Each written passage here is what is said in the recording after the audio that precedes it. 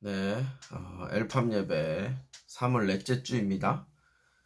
오늘은 사도행전 23장 12절에서 22절 말씀이고요. 다른 차원의 신앙이라는 이제 제목으로 좀 말씀을 나누려고 합니다. 사도행전을 계속 살펴보고 있는데요.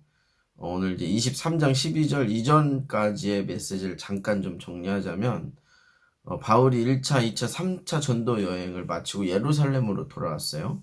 마케도냐 지역의 교회들이 그러니까 헌금을 했던 걸 가져왔죠. 예루살렘 교회가 어려워졌다는 이야기를 듣고. 그런데 이제 바울이 그렇게 그 마케도냐 지역에서 이제 선교 활동을 하는 중에 유대인들을 만나게 되었죠. 그 유대인들은 이 바울에 대해서 굉장히 불편해했죠. 율법을 무시한다. 또 유대적 전통을 파괴한다.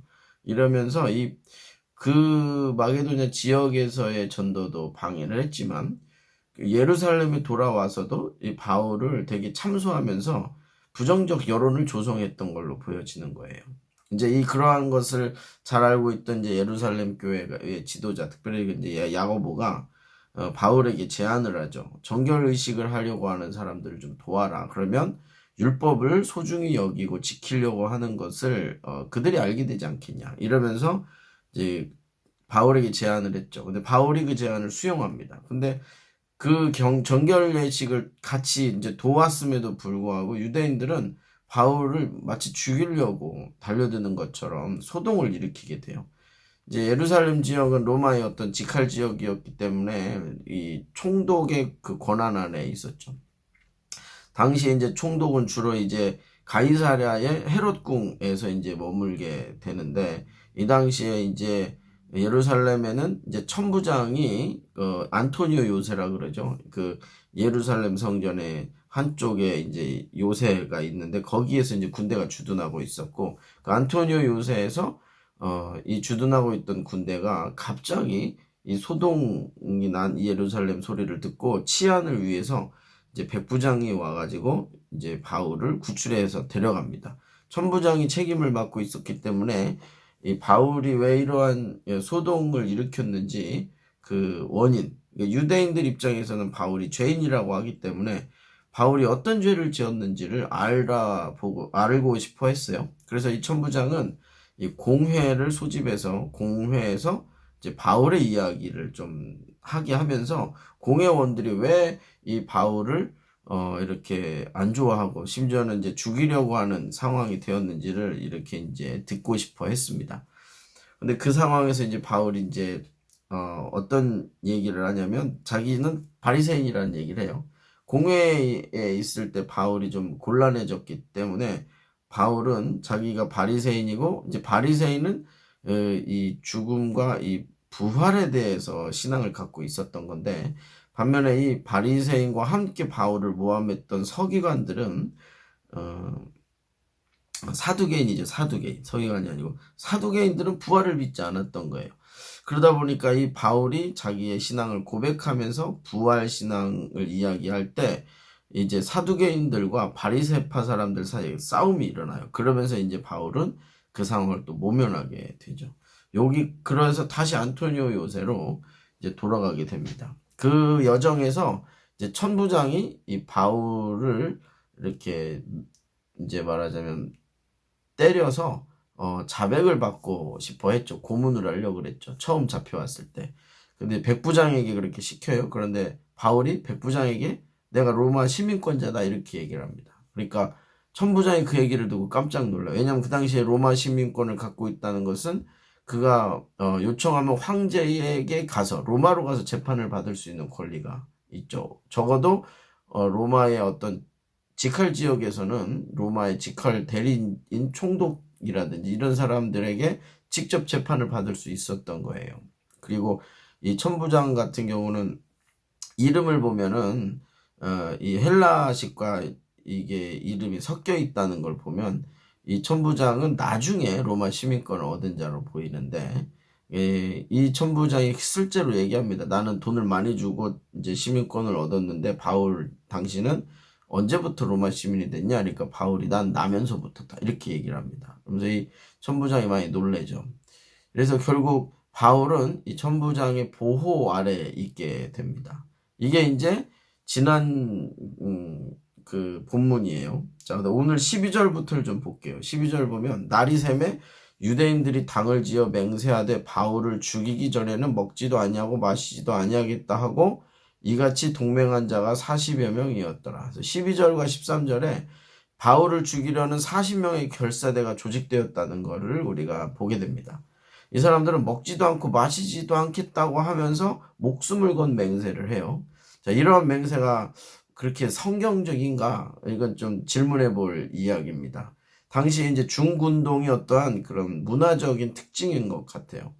이들은 열심에 굉장히 율법의 열심을 가진 사람들입니다. 저돌적이고 되게 자발적이고 어떤 그들의 신앙의 어떤 관점에 대해 헌신적이었어요.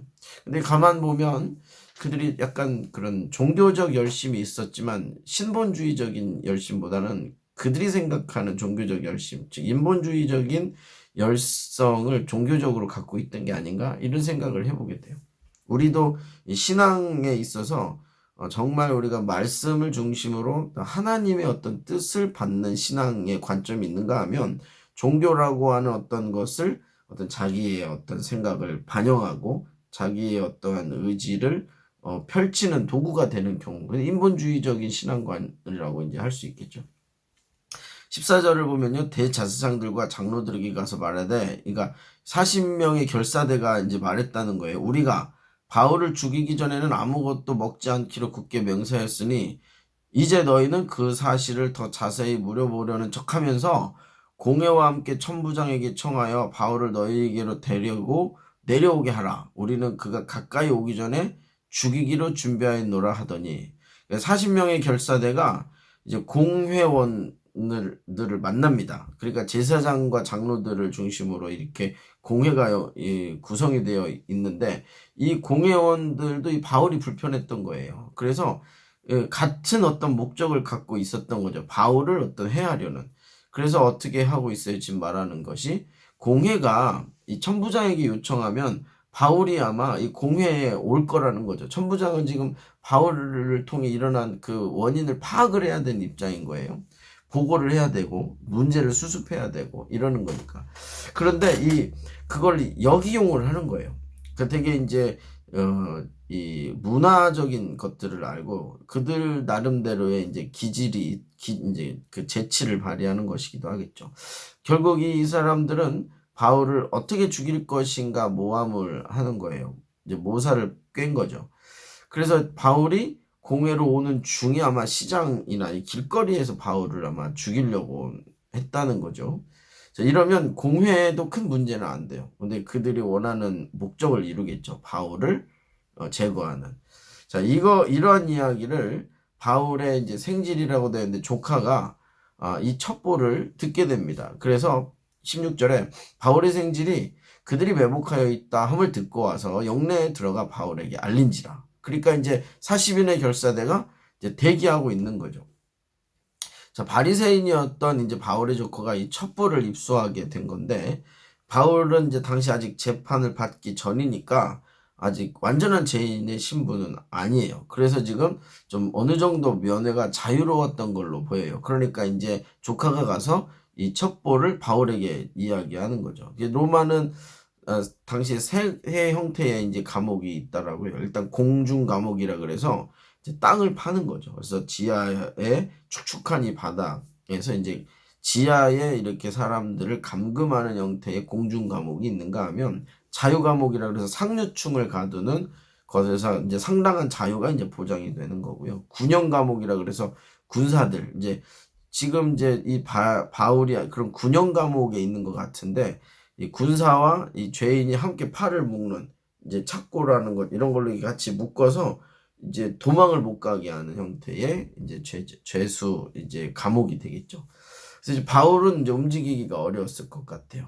이 얘기를 들은 바울이 이제 17절 18절을 보면은 자 17절 바울이 한 백부장을 청하려되 이 청년을 자기 조카를 천부장에게로 인도하라. 그에게 무슨 할 말이 있다 하니 천부장에로 데리고 가서 이르되 죄수 바울이 나를 불러 이 청년이 당신께 할 말이 있다 하여 데리고 가기를 청하더이다 하매 19절에 천부장이 그의 손을 잡고 물러가서 조용히 묻되 내게 할 말이 무엇이냐? 이렇게 이제 이야기가 돼요.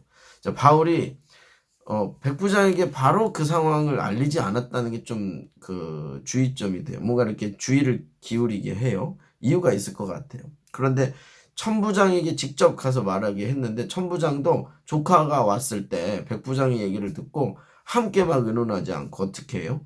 따로 조용히 손을 잡고 물러가서 조용히 묻되 할 말이 뭐냐? 아무래도 이 천부장도 뭔가 직감하고 있었던 것 같아요. 그래서 뭔가 특별한 이야기를 이 청년이 가져왔나? 이렇게 생각했던 거죠. 자, 20절 봐요. 그러면 대답하되 유대인들이 공모하기를 그들이 바울에 대하여 더 자세한 것을 묻기 위함이라 하고 내일 그를 데리고 공회로 내려오기를 당신께 청하자 하였으니 당신은 그들의 청함을 따르지 마옵소서. 그들 중에서 바울을 죽이기 전에 먹지도 않고 마시지도 않기로 맹세한 자들이 40여 명이 그를 죽이려고 숨어서 지금 다 준비하고 당신의 허락만 기다리이다 하니 이에 천부장이 청년을 보내어 경계되 이 일을 내게 알렸다고 아무에게도 이르지 말라. 천부장이 내용을 이렇게 들어보면서 내가 이럴 줄 알았다라는 어떤 예상을 한 것처럼 반응을 합니다. 오히려 그래서 청년에게 이 이야기를 나한테 말았다고 아무한테도 얘기하지 마. 이렇게 입단속을 하는 거죠. 이렇게 하면서 백부장의 행동이 되게 놀랍습니다. 이 이야기를 듣고 사실 청년의 얘기를 꼭 믿을 만하냐라는 어떤 검증도 필요한데 그런 검증의 시간을 갖기보다는 믿었던 것 같아요. 그래서 23절에 바로 어떤 일을 합니까? 백부장 둘을 부릅니다. 부하 직원 둘을 불러서 밤 3시, 그러니까 제3시에, 그러니까 밤 9시가 되겠죠. 제3시에 가이사랴까지 갈 보병 200명과 기병 70명과 창병 200명을 준비하라 하고, 그러니까 얼마예요? 그러니까 470명의 무장 군대를 준비시키는 거예요. 기병을 포함한. 그리고 왜? 가이사랴까지 갈 준비를 시키라는 거죠. 그 다음에 어때요? 바울을 태워 총독 벨릭스에게로 무사히 보내기 위하여 짐승을 준비하라. 아마 이 나귀 같은 것들이 끄는 마차가 되겠죠. 또 이와 같이 편지하는 일러스되 클라우디오 루시아는 이게 이제 클라우디오 루시아는 이게 이제 자기 이름이에요. 천부장 총독 벨릭스가 가깝게 문안하나이다. 그래서 이제 그 하위 급의 이제 공무원이 상위급 공무원에게 보고를 하는 형태의 편지가 지금 있는 거죠. 그 당시에 이제 예루살렘에서 가이사랴는 한 90km 정도 떨어져 있다는 걸로 보이고요. 이제 사람이 걸어가기엔 좀 먼 거리입니다. 근데 지금 이 천부장은 마치 이 바울을 예루살렘을 탈출시키는 프로젝트를 하는 것처럼 470명의 군사, 무장 군사를 동원하고 거기다 70명은 기병인 거예요.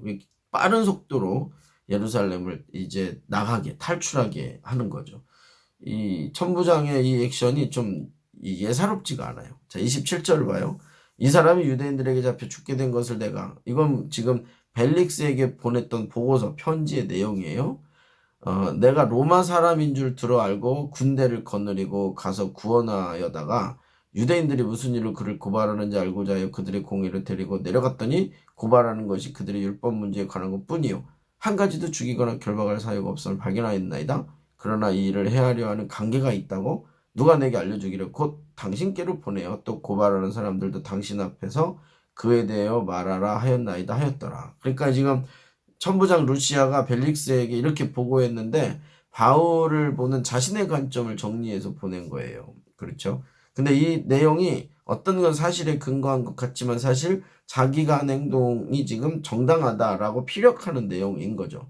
이제 바울이 로마 시민이기 때문에 바울에게 무슨 문제가 있으면 지금 자기 신변의 위협을 느끼는 거죠. 자기 직위가 해제를 된다든지 이럴 수 있다는 거죠. 그래서 자기의 이제 지위를 보존하기 위해서 지금 상위 상관에게 이제 보고를 하면서 내가 이렇게 행동할 만하다라고 하는 것을 어필하는 거죠.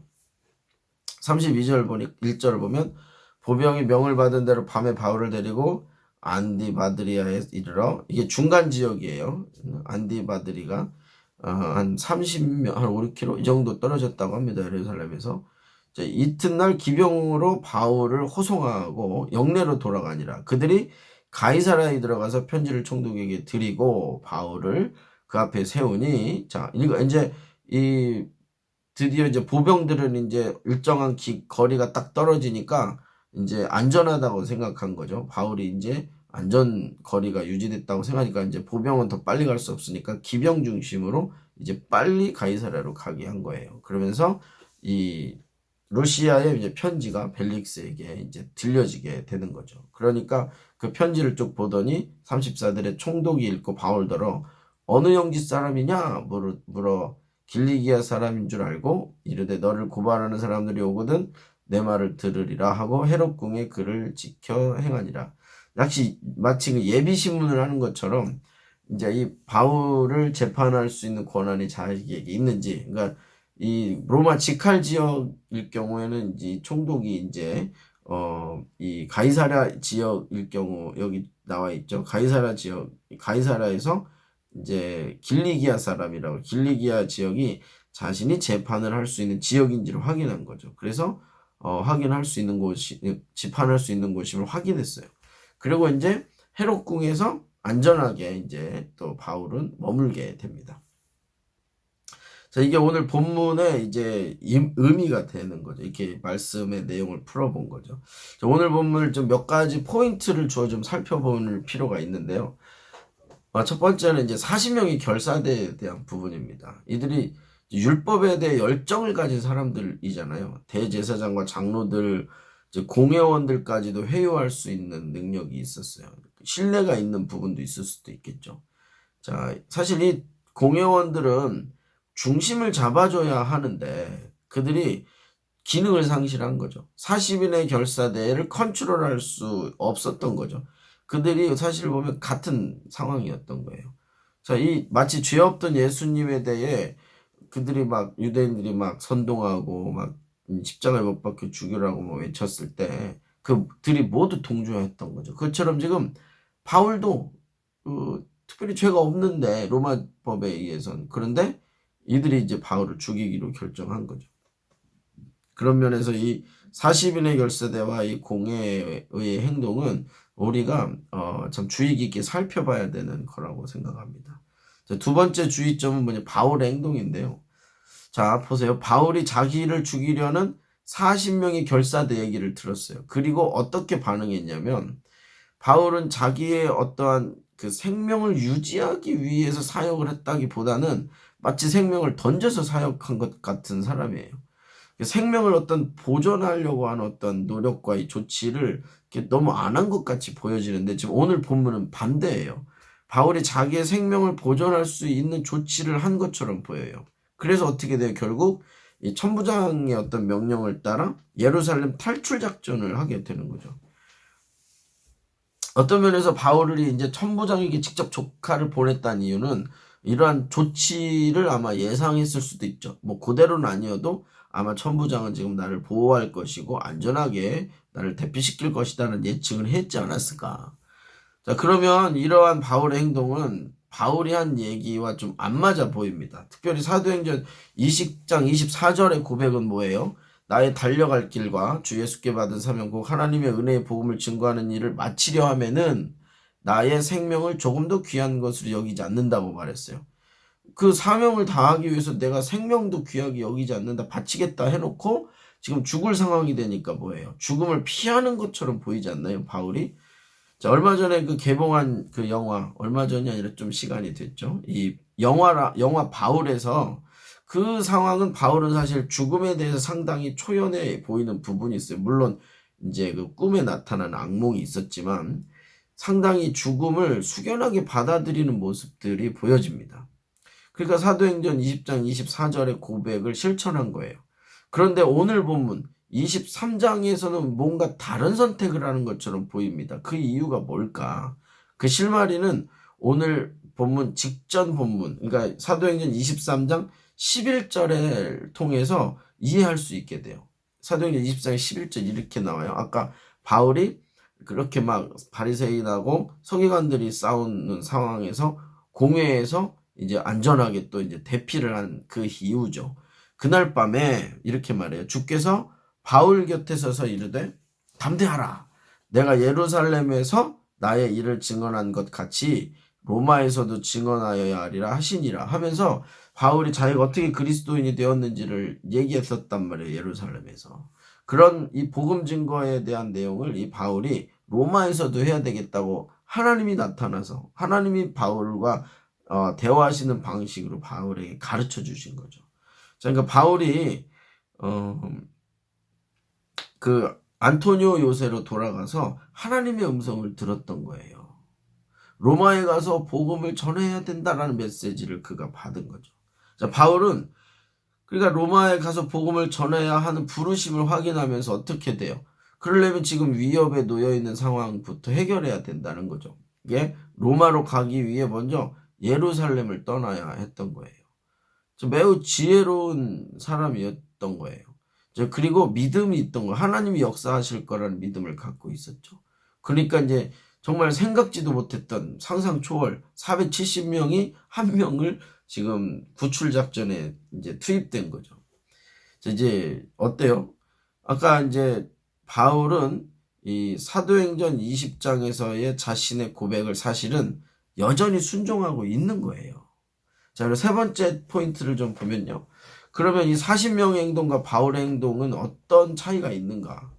자, 이 결사된 40명은 어때요? 하나님을 사랑하고 민족을 사랑하고 율법을 생명처럼 여기는 사람이었을 거예요. 이게 바울의 고백을 보면 사실 바울이 이런 사람이었던 거예요. 바울 자신이 원래 이런 결사대의 주동자와 같은 사람이었던 거죠. 오랜 전통을 깨고 자신의 신앙의 정체성을 뒤흔들고 있는 그리스도인을 죽였던 사람이 바로 바울인데 지금 자신이 그런 입장이 되어버린 거예요. 그래서 분노하고 생명을 걸고 하나님의 법을 회복하려고 하던 이 40명은 예전의 바울이라고 할 수 있겠죠. 근데 마치 그들은 이 바울이 사도행전 20장 24절에 복음을 전하는 일은 나의 생명을 귀하게 여기지 않겠다라는 고백처럼 이 40명의 결사대도 그런 신앙관을 갖는 것처럼 보이는 거예요. 자, 누구의 고백은 중요하고 누구의 고백은 중요하지 않는가? 쉽게 판단할 수는 없는 거예요. 자, 이제 더욱이 예루살렘에 수많은 율법학자와 제사장들이 그 당시에 있었음에도 불구하고 이 40명의 결사대와 같은 뜻을 갖고 있었다고 볼 수 있는 거죠. 그러니까 이 당시에 그런 우리는 여기에서 2000년이 지난 시점에서 성경을 보고 바울은 이렇게 됐는데 그 사람들은 왜 그랬나 이렇게 볼 수 있지만 그 현장에 있던 사람들 입장에서는 이걸 분별하기가 참 어려웠을 것 같아요. 자, 그래서 이제 결국은 이 바울이 어떻게 돼요? 천부장 루시아를 통해 벨릭스에게 이제 보내지게 됩니다. 자, 이 40명의 결사대는 자신들의 믿음의 선택과 의지로 적극적으로 바울을 죽이려고 합니다. 자, 그럴 때 바울은 어때요? 바울이 한편으로는 난 로마에 갈 거야 라고 생각하고 주님께 기도만 할 수도 있는 거죠. 근데 바울은 어떡하냐면 로마에 가는 것이 하나님의 뜻이라고 하는 걸 알고 하나님이 인도하실 거라는 걸 알았기 때문에 더더욱이 조카를 천부장에게 보내는 거죠. 뭔가 액션을 하는 거예요. 우리가 너희는 가만히 서서 주의 하나님 되심 알지어다 이런 찬양처럼 하나님의 하나님 되심을 목도하는 가만히 서서 봐야 할 때가 있는 거죠. 그런데 믿음 안에서 하나님의 뜻을 내가 알 때 그렇기 때문에 어떤 마땅한 액션, 지혜로운 어떠한 방식을 쓰는 것도 이 바울을 통해서 우리가 배워야 하는 거라고 생각할 수 있죠.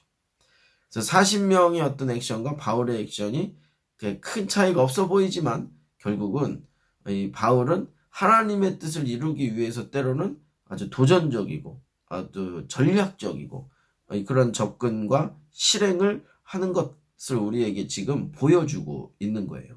참 재밌는 건 뭐예요? 여기에서 이 바울에 대한 이 루시아의 그 편지의 내용은 마치 빌라도가 예수님을 참소하던 그 당시에 유대인들에게 했던 말처럼 나는 이 사람에게 죄를 찾지 못했다 하면서 물을 씻는 거예요. 물로 손을 씻는 거죠. 그러니까 그 사람을 죽이는 어떠한 부분에 있어서는 이제 총독의 로마의 어떤 대리 통치자죠. 총독의 인허가 있어야 된다는 거죠. 그래서 그 당시에 빌라도가 예수님을 죽게 내어주면서 나에게는 이 피가 오지 않게 원한다고 하면서 씻는 거예요. 손을. 마치 지금도 그런 거예요. 바울을 죽이기 위해서는 그러한 총독의 인허가 필요한 거예요. 그런데 총독은 지금 가이사랴에 가 있으니까 그 부분에 대해서 이 천부장 루시아가 보고를 하는 내용을 보면 사실상 바울은 무죄다 이렇게 이제 표현되고 있고, 이제 빌라도와 루시아의 차이는 뭐 총독이 아니어서도 그렇겠지만 결국 이 루시아는 바울을 안전하게 대피시키는 일들을 하게 됩니다.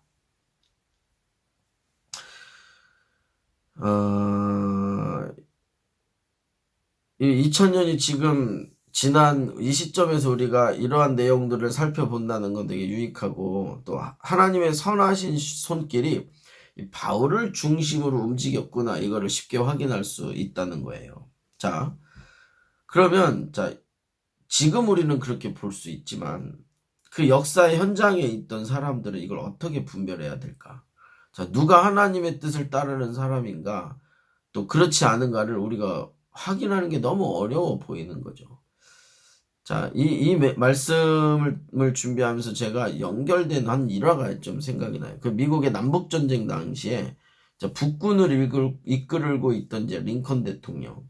그러니까 노예 해방을 이룬 그 대통령으로 우리가 알고 있죠. 자, 그때 이제 북군의 이제 북쪽 지역의 교회 지도자들이 날마다 하나님께서 북군의 편이 되어 주시도록 기도하고 있습니다. 이렇게 이 대통령 링컨에게 이야기했다고 해요. 그때 어때요? 사실 가만 살펴보면 북군이든 남군이든 미국이 청교도 신앙의 백그라운드에서 세워진 나라이기 때문에 그 당시에 이 남부 지역에서도 예배가 드려지고 기도가 있었던 거라고 봐요. 그러면 곤란할 것 같아요. 하나님은 북군도 기도하고 남군도 기도하면 어느 편을 들어주냐 이거예요. 근데 링컨 대통령이 이렇게 얘기했다고 알려져요. 뭐라고 해요? 하나님이 우리 편이 되어달라고 기도하지 말고 우리가 항상 하나님 편에 서게 해달라고 기도합시다. 이렇게 말했다는 거예요. 뭐 혹자는 이게 링컨이 한 말이 아니다 이런 말을 하는 사람도 있지만 이 메시지는 너무 의미가 있는 거죠. 자, 하나님에게 우리를 도와달라고 하는 이 요청의 기도는 하라고 하셨고 매우 중요합니다. 그런데 하나님의 생각과 뜻을 분별하고 그 자리에 서 있는 것이 더 중요하다는 거예요. 자, 40명의 결사대와 바울의 가장 큰 차이는 우리는 지금 알 수 있어요. 누가 하나님의 인도하신 가운데 있었는지를 알 수 있다는 거죠. 자, 누가 하나님의 생각, 하나님의 뜻, 하나님의 마음을 진실로 아는가, 이 질문을 하게 되는 부분입니다. 자, 누가 하나님의 그 뜻과 생각과 마음을 진실로 아는가, 이러한 그 생각은 욥을 떠올리게 하지 않나요? 욥 어땠어요? 자, 하나님에 대해 잘 아는 사람에 대해서 이 욥기에서는 욥과 그 세 친구를 대조적으로 보여줘요. 자, 그러니까 그 욥의 세 친구도 상당히 그 당시에 보니까 경건한 사람으로 보이는 거예요. 그런데 욥에 대한 평가가 어땠어요? 욥기 1장 1절에 우스 땅의 욥이라 불리는 사람이 있었는데 그 사람은 온전하고 정직하여 하나님을 경외하며 악에서 떠난 자라. 욥은 1장 1절부터 벌써 이런 평가를 받고 있는 거죠. 이제 사탄의 시험으로 이제 어떻게 해요? 욥을 환난에 빠뜨리게 되는 거죠. 자, 욥이 정말 감당할 수 없는 어떤 불행 가운데 놓여졌을 때, 최고의 불행 가운데 놓여졌을 때 친구들이 이제 이 욥을 위로하러 옵니다. 귀한 거죠. 좋은 친구들이. 그들이 또 하나님 앞에서 이런 신앙관을 그들이 욥에게 요구하기도 하는 거죠. 엘리바스, 빌닷, 소발이라는 경건한 친구들이 욥을 위로하기도 하지만 회개를 촉구합니다. 그러니까 우리가 좋은 친구는 위로와 잘못했을 때 회개를 촉구하는 게 정말 좋은 친구죠. 근데 그 기반이 뭐여야 돼요? 믿음 안에, 하나님을 경외하는 그 마음 안에, 진리 안에서 해야 돼요. 그러니까 이 욥의 세 친구는 그런 진리 안에서 욥을 권면했다라고 볼 수 있어요. 그들의 입장에서는.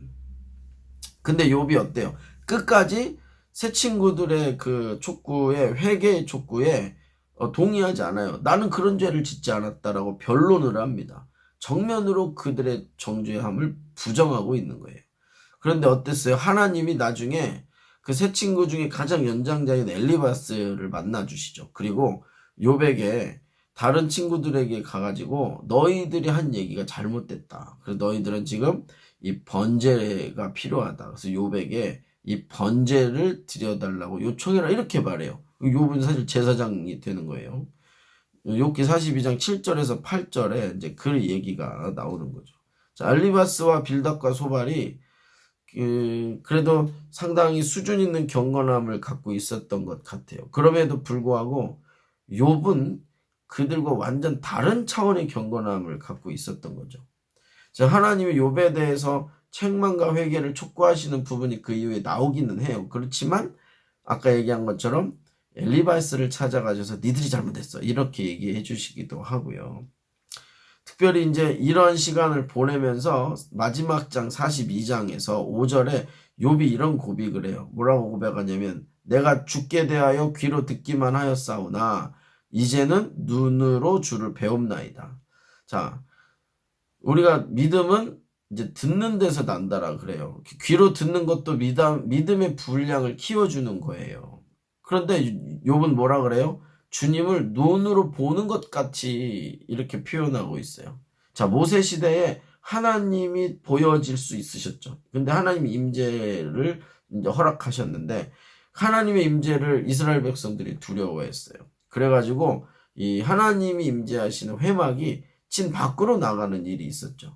자, 이 모세와 욥은 그 당시의 친구들이나 그 민족들과 이렇게 비교해서 대조적으로 하나님과 다른 차원의 관계를 맺고 있었다는 것이죠. 자, 우리가 오늘 만나고 있는 바울 역시 어떤 차원이 다른 삶을 사는 믿음의 세계가 다른 차원인 것처럼 보여요. 자, 하나님은 이제 바울과 함께 하셨는데 바울이 그것을 지금 잘 알고 있었던 거예요. 그래서 이제 바울이 했던 행동은 하나님의 뜻을 이루는 방향이었다는 거죠. 자, 우리 시대에 오늘의 이 메시지를 어떻게 연결시킬 수 있을까요? 자, 바울이 만난 하나님은 매우 특별한 분인 거예요. 자, 그렇다면 바울이 만난 하나님과 다른 사람들이 만난 하나님은 어떤 차이가 있을까요? 혹은 내가 만난 하나님은 바울이 만난 하나님과 다른 분일까요? 아닐 것 같아요. 하나님은 그 하나님이란 말이에요. 동일한 분인 거예요. 자, 하나님은 동일한 거예요. 그런데 바울과 그 당시의 사람들은 무엇 때문에 차이가 있을까? 혹은 나와 바울은 뭐 갭이 안 되는 건데 어떤 차이가 있냐는 거예요. 갈라디아서 1장 17절에 약간 실마리가 보입니다. 갈라디아 1장 17절에서 바울은 이제 다메섹으로 가는 여정에서 예수님을 만났지만 그 후로 아라비아에서 특별한 시간을 보냈다는 얘기를 해요. 볼까요? 갈라디아 1장 17절. 또 나보다 먼저 사도된 자들을 만나려고 예루살렘으로 가지 아니하고, 그러니까 이제 다메섹으로 가는 중에 예수님을 만난 다음에 어디로 갔다고요? 아라비아로 갔다가 다시 다메섹으로 돌아갔노라. 그러니까 학자들은 이게 한 3년 정도의 시간을 아라비아에서 이제 하나님과 특별한 시간으로 보냈을 것이라고 이제 이야기를 합니다. 자, 우리가 3년이라는 시간을 하나님에게만 집중하는 그것도 어떤 광야와 같은 혹은 이 특별한 어떤 공간과 시간이 되는 거예요. 자, 이 루터교회 출신으로 마리아 자매회를 세운 바실리안 슈링크가 있어요. 수녀님이죠. 루터교 수녀인데, 그러니까 이제 기독교예요. 이제 개신교라고도 표현하는. 자, 우리가 이 바실리아 슈링크가 왜 존경을 받냐? 많은 책과 뭐 공동체 룰을 만들었기 때문일 수도 있지만, 제가 이제 전해 들었을 때 이 바실리아 슈링크가 광야에서 고독한 시간을 보냈다는 거죠. 거기서 특별한 하나님을 만났다는 거죠. 혼자 이 광야에서 이 무섬과 이 추위를 뚫고 그 속에서 이 하나님을 만났다는 거예요. 자, 그러니까 이 바실리아 슈링크도 다른 차원의 하나님을 만났을 것으로 보여져요. 자, 하나님을 기대하고 하나님이 주시는 전혀 다른 차원의 관계로 지금 들어간다는 얘기를 하는 거죠. 모세 역시 그랬죠. 욥도 그랬죠. 바실리아 시링크도 그랬죠. 바울도 그랬다라고 보는 거예요. 자, 지금 우리 이렇게 온라인 예배를 드리는 이유가 지금 코로나19 때문에 그래요. 계속 이제 마무리할 때는 이제 코로나19 얘기를 제가 하고 있는데,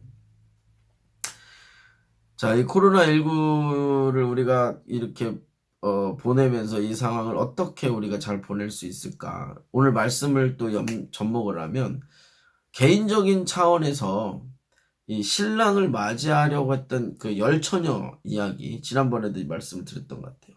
이 5처녀는 기름이 준비되어 있었다는 거죠. 자, 그럼 우리가 이 코로나19의 상황 속에서 지난번에 말씀드렸던 이 마지막 때 예수님의 다시 오심을 좀 묵상하고 그런 준비를 하자고 제가 제안을 드렸었어요. 그런 얘기는 이 기름이 준비된 5처녀의 그 기름이 뭐냐라는 질문을 하게 되는 거죠. 바울 역시 늘 그 마지막 때 예수님이 다시 오심을 고대하던 사람이고, 그래서 자기가 마지막 땅끝까지 이제 서버나라고 하는 스페인 지역에까지 갔다 왔다는 이제 자료가 있는 거예요. 바울은 최선을 다해서 인생을 던진 거죠. 자, 그런 바울은 다른 차원의 신앙생활을 살아왔다고 우리는 지금 확인하고 있죠. 복음을 전하고 말씀을 나눴습니다. 그 예언이나 치유가 일어난 어떤 기적과 이사, 그렇죠. 기적과 이사의 한가운데 바울이 있었어요. 자, 하나님이 인도하시는 주권적 삶을 지금 바울은 살았다는 거죠. 하나님의 나라가 어떻게 펼쳐지는가 바울은 온몸으로 경험을 한 거예요. 그래서 이때에 이 시즌에 우리는 이 각자 자기 개인의 차원에서 주님과의 특별한 시간을 보내자는 거죠. 그게 그런 주님과의 특별한 시간을 보내면서 마치 우리의 선배들이 광야에서 주님을 만난 것처럼, 그렇죠? 우리는 골방에서 주님을 만날 필요가 있는 거죠. 광야 같은 골방이 되는 거죠. 그럴 때 우리가 어쩌면 다른 차원의 믿음을 갖는 기회가 될 수 있다. 밖에 많이 못 나가잖아요.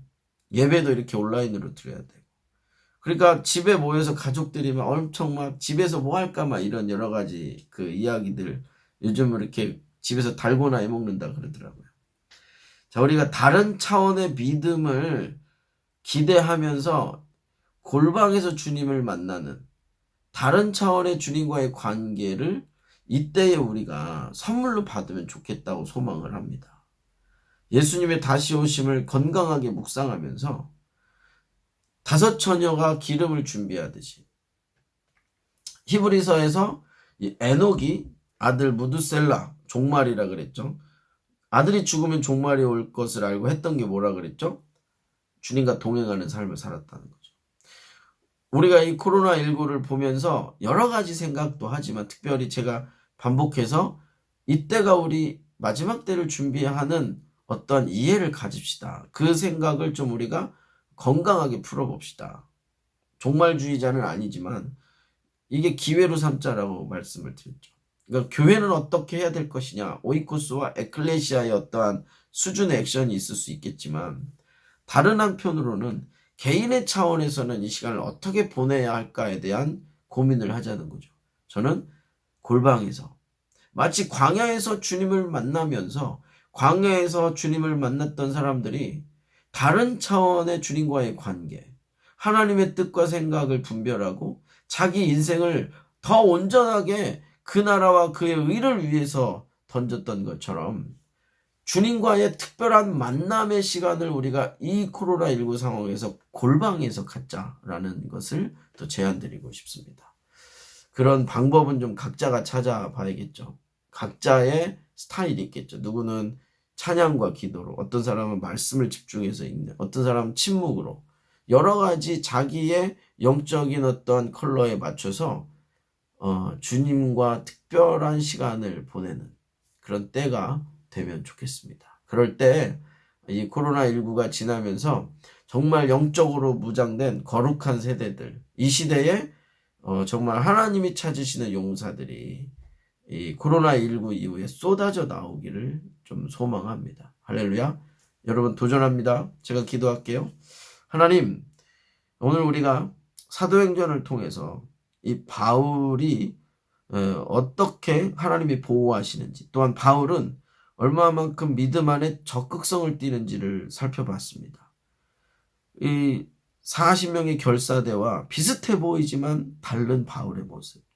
지금 우리가 이 시대에 그 바울이 가진 그 마음을 아는 영적 다른 차원의 분별력과 다른 차원의 하나님과의 관계 갖기를 소망하게 하시고, 많은 자들이 바울이 했던 많은 것들의 은사와 또 그의 하나님 아는 지식과 또 하나님과의 관계를 바울에게서 머무는 것이 아니라 아버지 그러한 은혜를 소망하며 기대하며 다섯 처녀와 같이 기름을 준비하는 방식을 고민하고 우리의 삶을 그렇게 주님께 집중하는 때로 이 시간을 사용하게 하여 주시옵소서. 그럴 때 주님 만나 주시고 새로운 차원의 주님을 욥이 이야기한 것처럼 전에는 내가 귀로 들었지만 이제는 내가 눈으로 배움나이다라는 고백이 우리에게 일어나게 하여 주시옵소서.